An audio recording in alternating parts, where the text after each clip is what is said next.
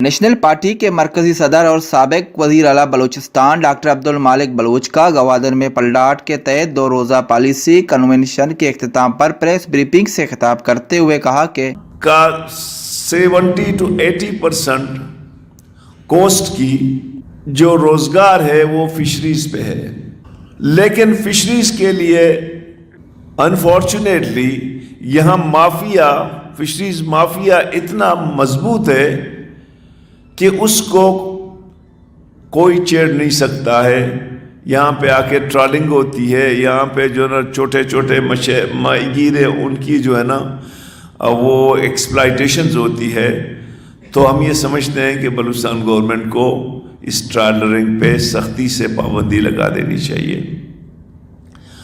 اور جو ایسٹ بے ہے اس میں جو لینڈنگ کے پرابلمز ہے فشرمین کو، پہلے حالانکہ جب ہڑتال کی تھی گوادر کے عوام نے تو اس میں یہ کمٹمنٹ ہوئی تھی کہ جی یہ ہم 2 جگہوں پہ آپ کو لینڈنگ فیسلٹیز دیں گے، لیکن ابھی ہم ریسنٹلی کچھ دوستوں سے ملے ہیں تو وہ کہتے ہیں کہ فی الحال تو اس کا کوئی وہ نہیں ہے۔ اگر ایسٹ بے کے جو روڈز بن جاتے ہیں اور یہ لینڈنگ فیسلٹیز نہ ہو تو یہ پورا ایسٹ بے کے جو فشرمینز ہیں وہ تو سب بے روزگار ہوں گے۔ تو ہماری حکومت سے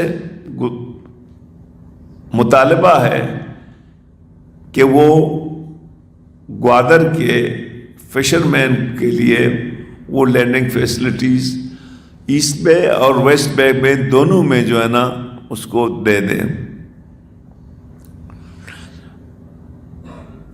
آخر میں اب تمام دوستوں کا مشکور ہوں کہ وہ آپ میڈیا کے دوست آ گئے ہیں اور یہ تمام ہمارے سینئر دوست بیٹھے ہوئے ہیں۔ میں آپ کو بڑا مشکور ہوں کہ آپ نے یہ بات اٹھایا۔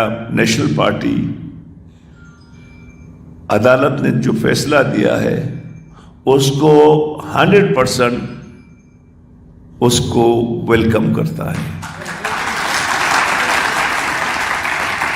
جہاں تک بات یہ ہے کہ کون کر رہے ہیں وہ بھی آپ کو پتہ ہے۔ پاکستان کی تمام اپوزیشن پارٹیاں اس ججمنٹ کو اپریشیٹ کر رہے ہیں، ٹھیک ہے نا۔